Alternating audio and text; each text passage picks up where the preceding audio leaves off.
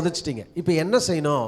எதை கேட்கணும், எப்போ கேட்கணும், எவ்வளவு கேட்கணும், எப்படி தேடணும், எப்படி தட்டணும், இதை குறித்து நீங்கள் உள்ளே போட்டு அப்படியே நீங்கள் அசை போடணும்.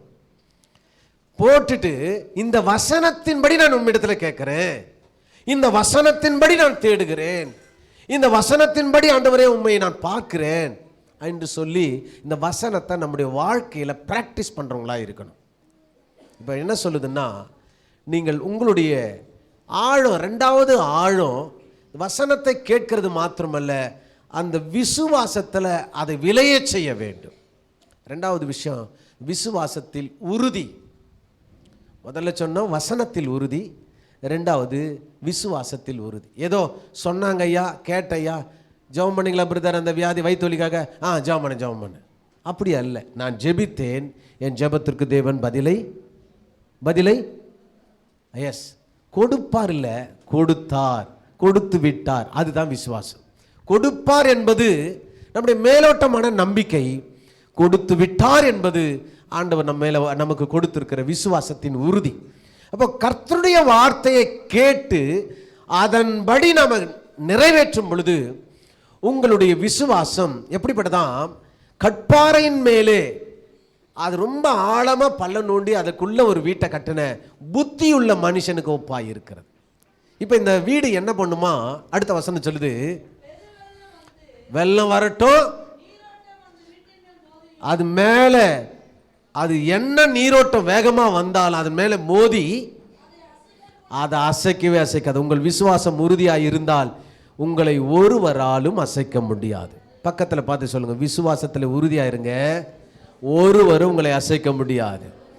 நீங்க நினைக்கிறது நடக்கும், நீங்க கேட்கிறது கிடைக்கும், நீங்க ஜெபிக்கிறது அப்படியே ஆண்டவர் பதில் தருவார். அல்லேலூயா. நான் சொல்லலைங்க, வசனம் சொல்லுது. இதை பிராக்டிஸ் பண்ணணும். விசுவாசத்தில் உறுதியாய் நாம எதை கேட்கிறோமோ அதை அவர் தருவார் என்கிறது தான் விசுவாசம். இது பிரச்சனைகள் வந்தாலும் அவன் கலங்கி போக மாட்டான், பெருவெள்ளம் வந்தாலும் அவன் சோர்ந்து போக மாட்டான், உபத்திரம் வந்தாலும் அவன் அசைந்து கொடுக்க மாட்டான். அவனுக்கு தெரியும், நான் கண்மலையின் மேல் அஸ்திபாரம் போடப்பட்டவன். இந்த கண்மலை யார்? அவர்தான் விசுவாசத்தின் தகப்பன், விசுவாசத்தை உருவாக்குகிறவர், விசுவாசத்தை எனக்கு துளிர்விட்டவர், விசுவாசத்தின்படி என்னை வளர்க்கிறவர், அவரே கிறிஸ்து. கிறிஸ்துவாகிய கண்மலையின் மேல் நான் அஸ்திவாரம் பட்டப்பட்டவன். ஹல்லேலூயா. இன்னைக்கு கிறிஸ்தவத்தில் நிறைய பிரச்சனைகளை இந்தியா சந்தித்து கொண்டிருக்கிறது, கிறிஸ்தவர்கள் சந்தித்து கொண்டிருக்கிறாங்க. கிறிஸ்தவர்கள் மூலமாக இந்தியாவும் சந்திக்கப்பட போகிறது. ஹல்லேலூயா. கடந்த வாரத்தில் ஒரு மோசமான ஒரு நிகழ்வை நீங்கள் தொலைக்காட்சி வழியாகவோ அல்லது உங்களுடைய யூடியூப் வழியாக பார்த்துருப்பீங்க. ஒரு ஊழியக்காரனை ஜெய் ஸ்ரீராம் சொல்லிட்டு அவர் அடித்து அவர் கழுத்தில் செருப்பு மாலையை போட்டு மாட்டினுடைய சாணத்தை அவர் வாயில் உள்ள துருத்தி அதை மென்று மிழுங்க சொல்லி அடித்திருக்கிறார்கள். ஆனால் அந்த சூழ்நிலையிலையும் அந்த ஊழியக்காரன் சொல்ல, கர்த்தர் என் கண்மலை. அல்லேலூயா.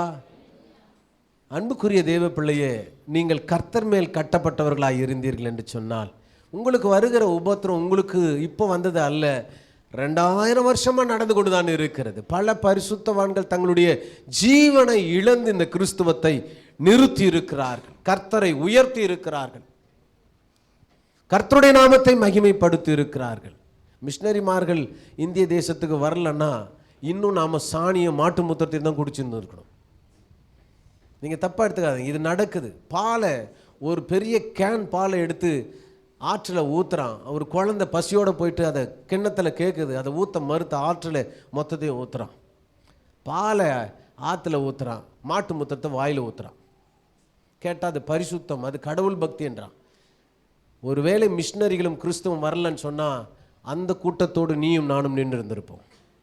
கர்த்தர் நமக்கு ஞானத்தை கொடுத்து படிப்பறிவை கொடுத்து இங்கே வந்து ஆண்டவருடைய சமூகத்தில் மனுஷனாக உட்கார வச்சிருக்கிறார். அவர்கள் கொடுத்ததான ஈடு இணைந்த உலகத்தில் ஒருவரும் இல்லை. இப்போது திருமணம் ஆகிருக்குது, ரொம்ப சந்தோஷமாக இருக்குது, ஃபேன்சி. இப்போ இன்றைக்கி ஷிஃப்டாக வாங்க, இன்றைக்கோ ஒரு 2 நாள் பொறுத்த ஷிஃப்டாக வாங்கன்னு வச்சுங்க. புது வீடு, புது மக்கள், புது கலாச்சாரம், புது பழக்க வழக்கங்கள். கொஞ்சம் சீக்கிரமாக ஏற்றுக்கொள்வதுக்கு ரொம்ப கஷ்டமாக தான் இருக்கும். ஆனால் ஒரு சின்ன தேவைகள் அல்லது அம்மாவை பார்க்கணும் அப்பாவை பார்க்கணுன்னா அடுத்த 15வது நிமிஷம் வீட்டுக்கு வந்துடலாம். வரலாமா, வர முடியாதா? வரலாம். ஏங்க பைக் எடுங்கன்னு சொல்லி 2 பேரும் ஒரு 5-10 நிமிஷத்தில் வந்து பார்த்துட்டு போயிடலாம். மிஷினரிகள் வாழ்க்கை அப்படி அல்ல பிரதர். அவர்கள் வீடு வாசலை எல்லாவற்றையும் இழந்து பல 1000 கிலோமீட்டர் ட்ராவல் பண்ணி காடுகளிலும் மலைகளிலும் புரியாத பாஷைகளில், புரியாத கலாச்சாரத்தில், புரியாத அந்த தட்பவெட்ப நிலையில், புரியாத ஆகாரத்தில், தெரியாத மக்களிடத்தில் வந்து தேவனுடைய அன்பை தன் ஜீவனை கொடுத்து இங்கே உன்னையும் என்னையும் உருவாக்கி இருக்கிறார்கள். அல்லேலூயா. உருவாக்கப்பட்டவர்கள் உறுதியாக இருக்கிறபடினாலே உருவாக்கின நீயும் நானும் கர்த்தருக்குள் எப்பொழுதும் உறுதியாக இருப்போம். அல்லேலூயா. வசனம் சொல்லுகிறது 2 தீமோத்தேயுடைய புத்தகம் 2ஆம் அதிகாரம் 19வது வசனம். 2 தீமோத்தேயு 2ஆம் அதிகாரம் 19வது வசனம். ஆகிலும் தேவனுடைய உறுதியான அஸ்திபாரம் நிலைத்திருக்கிறது.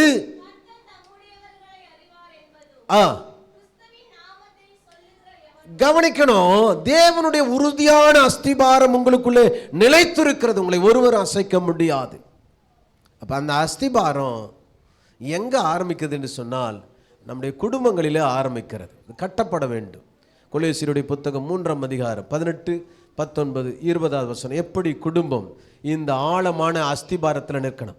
3 பேரை சொல்லுகிறது. 1 மனைவி, 2வது கணவன், 3வது பிள்ளைகள். மனைவிகளே, கர்த்தருக்கு ஏற்கும்படி உங்கள் புருஷருக்கு கீழ்ப்படியுங்கள். இந்த அஸ்திபாரம், இந்த ஃபேமிலி, இந்த குடும்பம் கர்த்தராலே கட்டப்படும். இந்த குடும்பத்திலிருந்து தான் சபை கட்டப்படுகிறது. இந்த குடும்பத்திலிருந்து தான் எதிர்கால சமுதாயம் கட்டப்படுகிறது. இந்த குடும்பத்திலிருந்து தான் தேவனுடைய அன்பு கட்டப்படுகிறது. குடும்பத்தில் பிரச்சனைன்னா சபை நடக்காது பிரதர். முதல்ல சபை நடக்கணும்னு சொன்னால், சபையில் ஐக்கியம் இருக்கணும்னு சொன்னால் முதல்ல குடும்பத்தில் கர்த்தருடைய அன்பு, கர்த்தருடைய விசுவாசம் கட்டப்பட்ட குடும்பமாக இருக்கணும். அப்போது குடும்ப தலைவனை தூக்கி 2வது வச்சுட்ட பவுல் சொல்கிறாரு, மனைவிகளிடத்துல தான் ஆரம்பிக்கிறார். மனைவிகளே, கர்த்தருக்கு ஏற்கும்படி உங்கள் புருஷருக்கு கீழ்ப்படிங்க. இது நியாயம். புருஷனுக்கு கீழ்ப்படிய வேண்டியது அவசியம். அருமையான மகள் ஃபேன்சிக்கும் சொல்லுகிறேன், நீங்கள் புது கல்யாணமான புதுசில் ரொம்ப சந்தோஷமாக இருக்கும். போக போக வாழ்க்கை நமக்கு பல பாடங்களை கற்றுத்தரும். ஆனால் மறக்கக்கூடாத ஒரு முதல் பாடம், உங்கள் புருஷருக்கு கீழ்ப்படிய வேண்டும். எந்த சூழ்நிலையிலையும் நாம் கீழ்ப்படியும் பொழுதுதான். ஏனென்றால் வேதம் சொல்லுகிறது, கிறிஸ்துவானவர் சபைக்கு எப்படி தலையாய் இருக்கிறாரோ மனைவிக்கு புருஷன் தலையாய் இருக்கிறார். என் புருஷன் நான் என்ன சொன்னாலும் தலையாட்டுவார். ஏன்? அந்த மாதிரி சொன்ன நான் தான் கழுத்து, நான் எப்படி திருப்புறனோ அப்படி திரும்புவார் அவர். சில பேர் அப்படி தான் நினைக்கிறாங்க. குடும்ப தலைவிகள் ஆரம்ப நாட்களில் இருந்திருக்கலாம். ஆனால் வேதம் என்ன சொல்லுகிறதா, உங்கள் புருஷர் தான் தலை, நீங்கள் சரீரமாக இருக்கணும். இந்த கிறிஸ்து இந்த சபைக்கு தலை, நாம் எல்லாம் அவருடைய சரீரம், அவருடைய அவயங்கள். ஒன்று பாட்டு பாடுது, ஒன்று ஆராதிக்குது, ஒன்று செய்தி கொடுக்குது, ஒன்று பெருக்குது, ஒன்று துடைக்குது, ஒன்று மியூசிக் வாசிக்குது, ஒன்று சேருங்கள்லாம் எடுத்து அடுக்குது. ஒவ்வொரு சரீரம் அதற்குரிய வேலைகளை செய்து கொண்டு இருக்கு. அதுதான் சரீரமாகிய சபை. அன்புக்குரிய தெய்வ பிள்ளைகளை நல்லா கவனிக்கணும். மனைவிகள் புருஷனுக்கு கீழ்ப்படியும். 2வது சொல்றாரு, புருஷர்களே மனைவிகள் அன்பு கூறுங்க. நீ அன்பு கூறுனா கீழ்ப்படிதல் ஆட்டோமேட்டிக்காக நடக்கும். யாரோ ரோட்டில் போகிற ஒரு அம்மாண்ட பேசுகிற மாதிரி வீட்டுக்கு வந்த உடனே சண்டை போட்டுக்கின்னு இருந்தா, ஐக்கியம் இல்லாமல் இருந்தா, எல்லாத்துலேயும் குறை சொல்லிக்கின்னு இருந்தா, அருமையான வின்சென்ட் சொல்லுகிறது, உங்கள் மனைவியை நீங்கள் நேசிங்கள் எந்த சூழ்நிலையிலையும். நல்லா கவனிங்க. அப்பா அம்மா ரொம்ப அவசியம். அவங்க தான் இந்த உலகத்தில் நம்மை கொண்டு வந்தார்கள். அது இல்லைன்னு மறுக்கிறதுக்கு இல்லை. உறவுகள் நிச்சயம். ஆனால் உன்னை சார்ந்து வந்திருக்கிற உன் மனைவி, உன்னையே நம்பி வந்திருக்கிற உன் மனைவியின் மேலே நீதான் மொத்த அன்பையும் செலுத்தணும். அதுக்காக அம்மா அப்பா விட்டு வந்துருன்னு சொல்லலை இல்லையா? வசனம் சொல்லுகிறது, உன் மனைவியோடு நீ அவள் என்ன பண்ணியிருப்பனா, இசைந்திருக்க வேண்டும். உங்களுக்கு எல்லாம் பேக்ரவுண்ட் இருக்குது. ஆனால் உங்களை சார்ந்து வந்திருக்கிற மனைவி உங்களை நம்பி வந்திருக்கிறாங்க. நீங்கள் அவரிடத்தில் அன்பு செலுத்த வேண்டும். அதனால் ஏற்கனவே அக்கா தங்கச்சி அண்ணன் தம்பி மற்றவங்களுக்கு ஏதோ ஒரு அன்பு கூறி ஏதாவது ஒரு செஞ்சுக்கின்னு இருந்தீங்கன்னு வச்சுங்க, இனிமேல் மொத்தத்தை எடுத்துன்னு வந்து மனைவி கையில் கொடுத்துக்கிட்டு இருந்தால் அதுவும் சரியில்லை. கொஞ்ச நாள் ஆகட்டும், கர்த்தருக்குள்ளே நம்மை உறுதிப்படுத்துவார். அப்போ அன்பு கூறுகிறதுல புருஷர்கள் முன்பாக இருக்கணும். ஊரில் இருக்க எல்லா பொம்பளைங்களாட நல்லா பேசுவோம், வாயை திறந்து பல்ல எழுச்சின்னு. பொண்டாட்டி என்ன பேச மட்டும் பேய் என்ன பேசுகிற மாதிரி பேசுறது, அப்படி இருக்கக்கூடாது. அன்பு கூறணும், இல்லைன்னா விஷம் வச்சுருவாங்க. நான் சொல்லலைங்க, போன 3 நாளைக்கு முன்னால் செய்தித்தாளில் வந்தது. ரெபேக்கால் சிஸ்டர் தலையாடுறாங்க, படிச்சிருக்கீங்களா, கேட்டிருக்கீங்களா? என்ன நடந்ததுன்னா,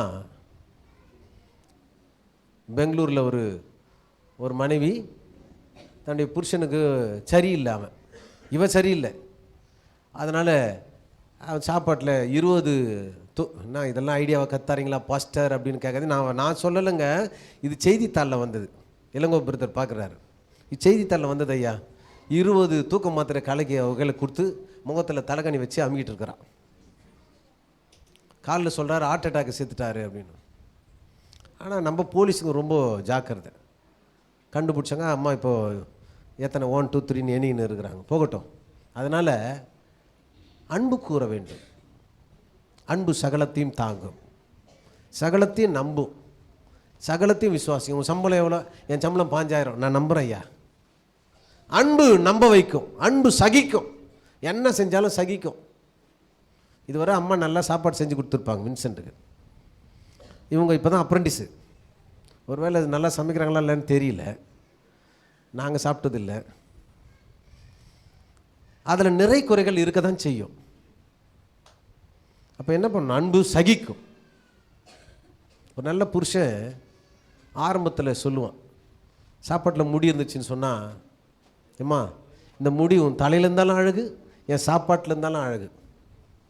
கல்யாணம் ஆகி கொஞ்ச நாள் ஆச்சுன்னா சொல்லுவான், எருமை முடி எங்கே வரணும், எங்கே வைக்கணும், சூரெல்லாம் இப்படி இருக்க அப்படின்னு சொல்லி திட்ட ஆரம்பிச்சிடும். அதனால் எல்லாவற்றையும் அன்பு சகிக்கும் என்று வசனம் சொல்லுது. உப்பு போட்டாலும் சரி, உப்பு போடலாலும் சரி. எங்களுக்கு இப்போல்லாம் கோபம் வர்றதே கிடையாது. ஏன் சொல்லுங்கள்? தீர்க்கதரிசிங்க சொல்லுங்கள், போடுறதே கிடையாது. நாங்களே கேட்டு கேட்டு இப்போ எனக்கு போடலைன்னா பரவாயில்ல, பாவம் அந்த 2 பிள்ளைங்க. அவன் சொல்கிறான், அம்மா காரமாவாக இருக்குது, உப்பாக இருக்குது. நைட்டு பெரியவன் சொல்கிறான், உப்பாக இருக்குது, என் நாக்கில் ஒன்றும் தெரியல. பழகிக்கோ. வரவங்க இதோட மோசமாக இருக்கலாம், உப்பு போடாதவங்களாம் சொல்கிறேன் நான். அப்போ அன்புக்குரிய தேவ பிள்ளையே, அன்பு சகலத்தையும் தாங்கும். உப்பு இல்லைனாலும் அம்மா உன் கையில் செஞ்சால் பாரு சாப்பாடு டேஸ்ட்டு சொல்லி பாருங்க, அடுத்த முறை நல்லா இருக்கும்.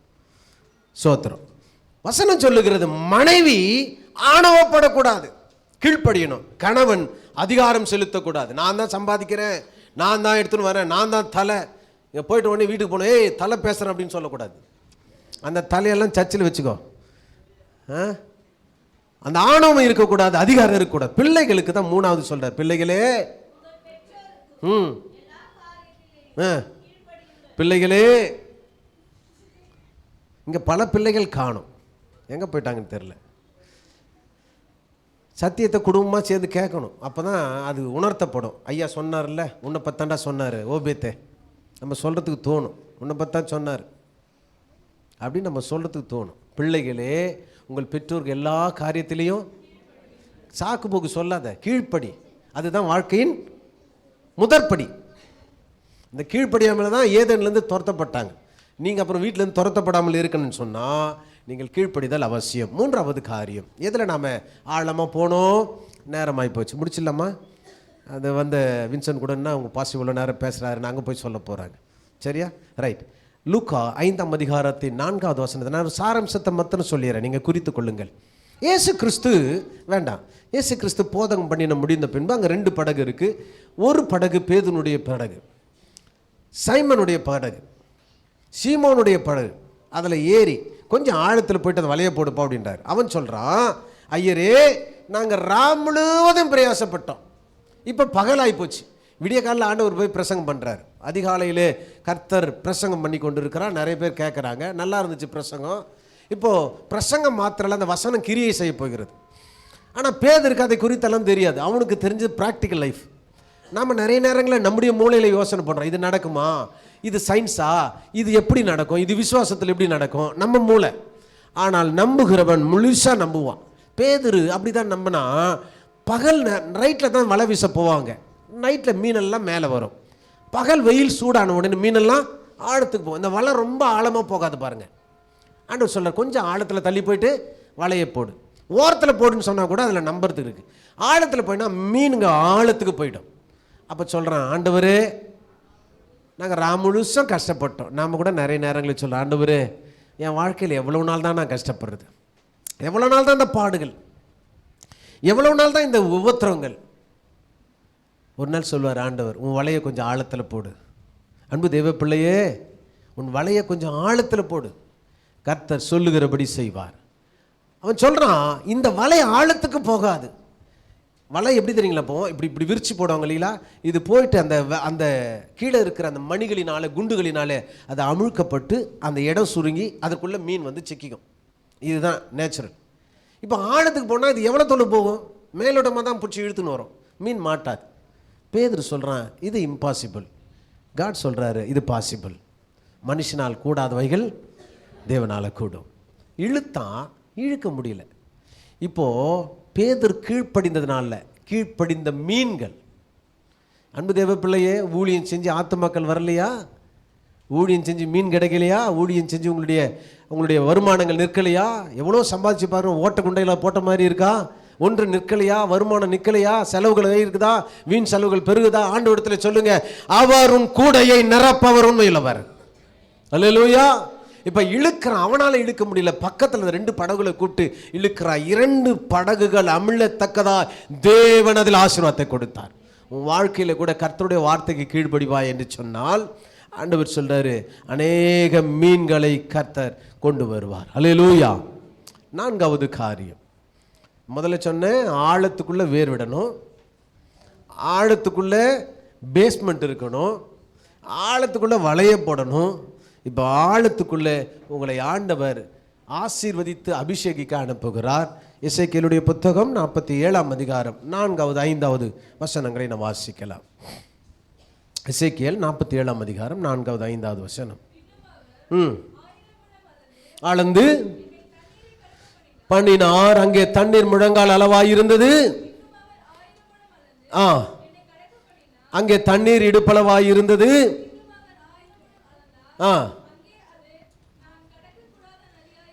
அது தண்ணீர் நீச்சாழமும் கடக்க முடியாத நதியுமாயிருந்தது. கொஞ்சம் ஆழத்துக்குள்ளான அபிஷேகம்.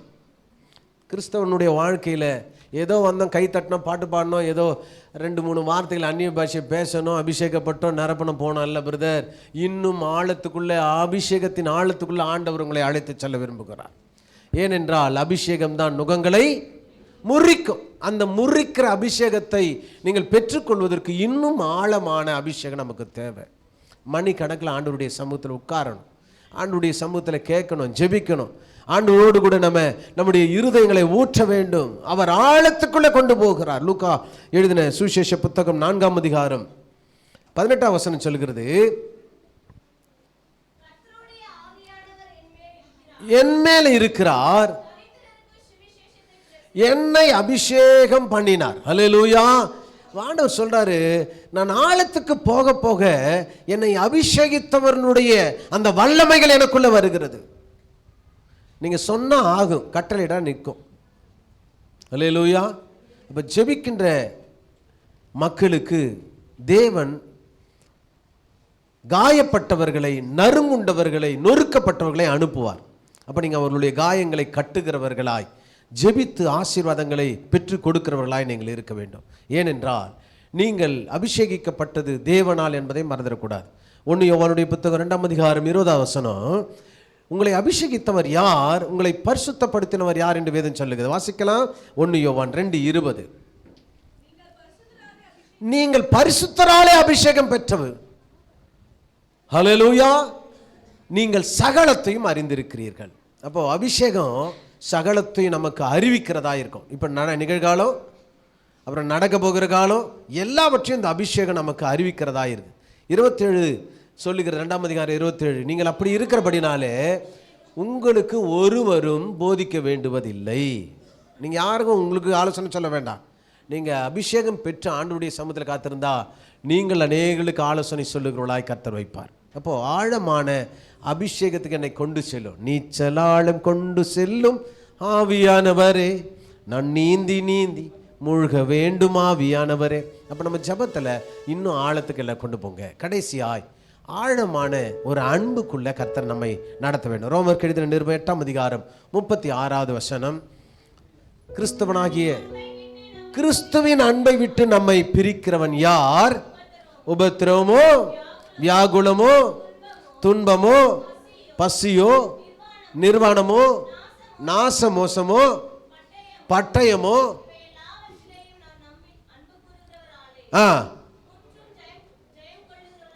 முற்றிலும் ஜெயம் கொள்ளுகிறவர்களாக இருக்கு. இப்போ இது கடைசி 5வது காரியம். அவருடைய அன்பின் ஆழத்தை நம்ம ருசி பார்த்துட்டா இதை நெருக்குகிற எல்லாவற்றையும் நம்ம விட்டு விலகிப்போம். வசனம் சொல்லுது இல்லையா, எபிரேயர் 11ஆம் அதிகாரமா 12ஆம் அதிகாரம் 1ஆம் வசனம் வாசிங்க. மேகம் போன்ற இத்தனை திரளான சாட்சிகள் நம்மை சூழ்ந்திருக்க பாரமான யாவற்றையும் சுற்றி நிற்கிற தள்ளிவிட்டு துவக்குகிறவரும் முடிக்கிறவருமாயிருக்கிற நோக்கி ஓட்டத்தில் பொறுமையோடு ஓடுவோம். ஹல்லேலூயா, ஹல்லேலூயா. அதில் பொறுமையோடு ஓடுகிறவர்களாய் நாம் இருக்கோம்.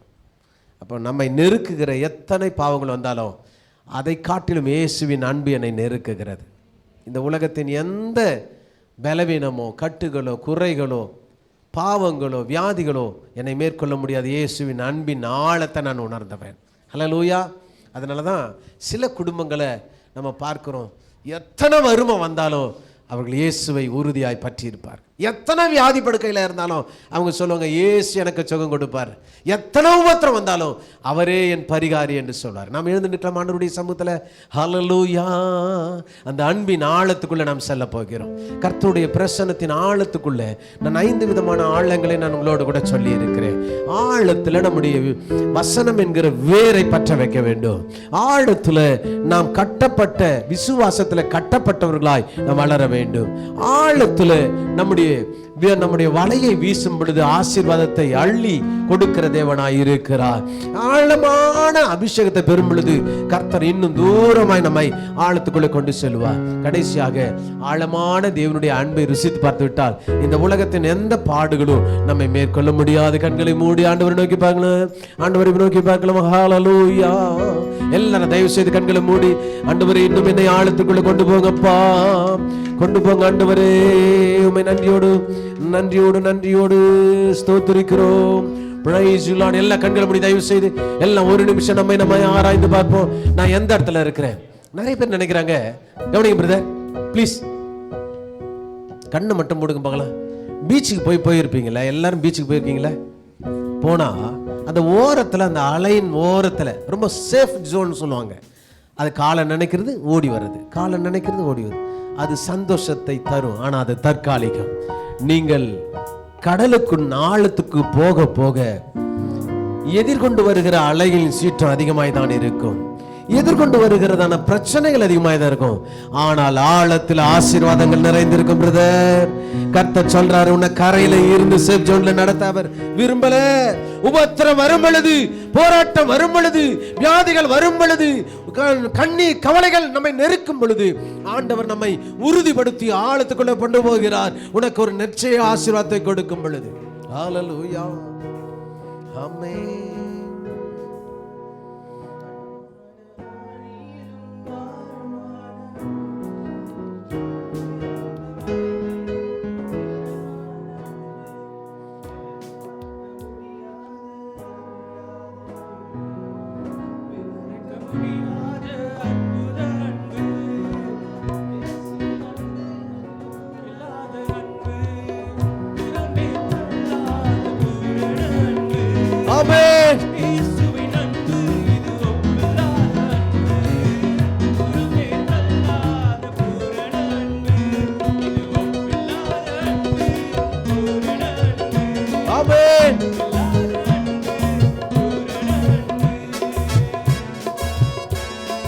கையை தட்டி ஆழமான அன்பின் ஆழத்துக்குள்ளே என்னை கொண்டு போக ஆண்டவரே என்று சொல்லி ஆண்டவருடைய சமூகத்தில் நம்ம ஒப்பு கொடுத்து பாடமா.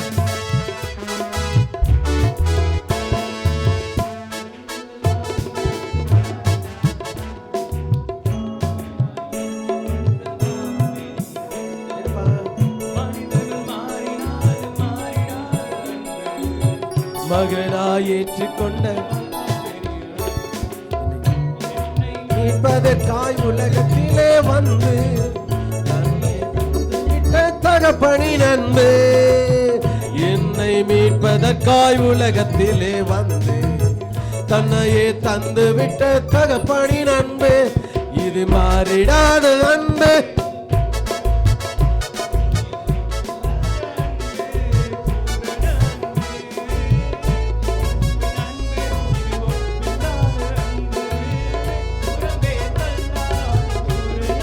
சொல்லுங்க ஒரு முறை.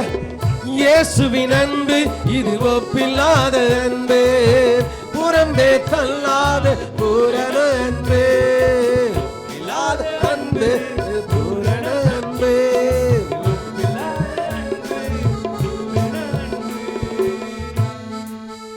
ஆமே, அந்த பூரண அன்பை நாம் நினைத்து பார்த்து அவரிடத்துல சரண்டர் ஆயிடும். ஆண்டவரே, இந்த உலகத்துல நிறைய அன்புகளை நான் பார்க்கிறேன், நிறைய காரியங்களை நான் பார்க்கிறேன், அவைகள் எல்லாம் தற்காலிகமானது, அது சமயத்துக்கு ஏற்றபடி மாறிடுது. ஆனால் நான் பிறந்த நாள் முதல் இந்த நாள் வரை என் மேலே நிழலாடுகிற ஒரு அன்பு இருக்கிறது. எந்த சூழ்நிலையில் என்னை விட்டு பிரியாத அன்பு, எந்த சூழ்நிலையில் என்னை தூஷிக்காத அன்பு, எந்த சூழ்நிலையிலையும் என்னை வெறுக்காத அன்பு, அது தகப்பனின் அன்பு, அது பூரண அன்பு. இந்த அன்பை அண்டி கொண்டு போவோம் பிரதர், இந்த ஆழத்துக்குள்ள போவோம். அவருடைய அன்பு மாறாதது. அவர் தம்மையே தந்து தம்முடைய அன்பை வெளிப்படுத்தினார். உன்னை மீட்பதற்காக தன் ஜீவனை கொடுத்த அன்பு. இந்த உலகத்தில் இருக்க எல்லா அன்பை காட்டில் அந்த உயர்ந்த அன்பு. இயேசுவே, உம் அன்பு போதும் ஆண்டவரே, இந்த அன்பு போதும், உம்முடைய அன்புக்காக நான் ஏங்குகிறேன், வாஞ்சிக்கிறேன். ஆண்டவருடைய கரத்தில் ஒப்பு கொடுத்து ஜெபிக்கலாம். அன்பின் பரலோக பிதாவே, அந்த நல்ல மதிய வேளையில அந்த பூரணமான அன்பை, அந்த ஒப்பில்லாத அன்பை, அந்த ஈடு இணையற்ற அன்பை, ஒருவரும் ஈடு கொடுக்க முடியாத அந்த உயர்ந்த அன்பை நான் பற்றி கொள்ளுகிறேன்ப்பா, பற்றி கொள்ளுகிறேன். இந்த கிருபை மாத்திரம் எனக்கு போதும், இந்த அன்பு மாத்திரம் போதும். இப்பொழுது இந்த வார்த்தையில கேட்ட இந்த பிள்ளைகள் இப்பொழுது ஆண்டவரே இருக்கிற இடத்திலிருந்து ஒரு படி நகர்ந்து ஆழத்துக்குள்ள போக, ஆழமான விசுவாசம், ஆழமான அன்பு, ஆழமான வசனங்கள், ஆழமான தேவனுடைய சமூகத்தை தேடி போகிறவளாய் இருக்க கர்த்தர் உதவி செய்யும். வந்த ஒவ்வொருவரையும் பேர் பெறாய் தொட்டு ஆசீர்வதி. தேவனுடைய கரம் நம்முடைய பிள்ளைகளை இந்த வாரம் முழுவதும் நடத்தும். நாங்கள் ஒரு புதிய மாதத்தை அடுத்த வாரத்தில் பார்க்க இருக்கிறோம். அதற்குரியதான இந்த மாதத்துக்குரியதான எல்லா ஆசீர்வாதங்கள் எங்களை சூழ்ந்து வரட்டும். வந்த ஒவ்வொருவரையும் பேர் பெறாய் தொட்டு ஆசீர்வதி. கிருபை நாள் இணைக்கட்டும். விசேஷமாய் அன்பு திருமணத்தில் இணைக்கப்பட்ட அன்பு பிள்ளைகளுக்கு நான் ஜெபிக்கிறேன். இயேசுவின் நாமத்தில் நான் உங்களை வாழ்த்தி அனுப்புகிறோம். ஆண்டவரே, அவர்கள் துவங்க போகிறதான அந்த வாழ்க்கை தேவனுக்கு முன்பாக சாட்சியாய் இருக்க, செழித்திருக்க, கனிகளை கொடுக்கிறதாய் ஆண்டவர் அநேக மக்களுக்கு முன்பாக இவர்களில் இருக்கிற அந்த அன்பின் ஆழத்தை உணர்ந்து கொள்ளுகிறதா இருக்க கர்த்தர் கிருபை சூழ்ந்து கொள்ளட்டும். எல்லா துதிகன மகிமை உமக்கு செலுத்துகிறோம். மீட்பெரும் ரட்சகருமாய் இருக்கிற இயேசுவின் நாமத்தில் ஜெபிக்கிறோம் எங்கள் ஜீவனுள்ள நல்ல பிதாவே, ஆமென். என் ஆத்துமாவே கர்த்தரை ஸ்தோத்திரி, என் ஆத்துமாவே கர்த்தரை ஸ்தோத்திரி, அவர் செய்த சகல உபகாரங்களையும் மறவாதே. ஆமென். நம்முடைய கர்த்தராகிய இயேசு கிறிஸ்துவினுடைய கிருபையும் பிதாவாகிய தேவனுடைய அன்பும் பரிசுத்த ஆவியானவருடைய ஐக்கியமும் சந்தோஷமும் சமாதான ஆசீர்வாதம் வழிநடத்தலும் இன்றும் என்றும் சதா காலங்களிலும் நம் அனைவரோடும் வந்திருக்கிற ஒவ்வொரு பிள்ளைகளோடும், விசேஷமாய் திருமணத்தில் இணைக்கப்பட்டு வந்திருக்கிற பிள்ளைகளோடு கர்த்தருடைய வருகை மாத்திரம் இருப்பதாக.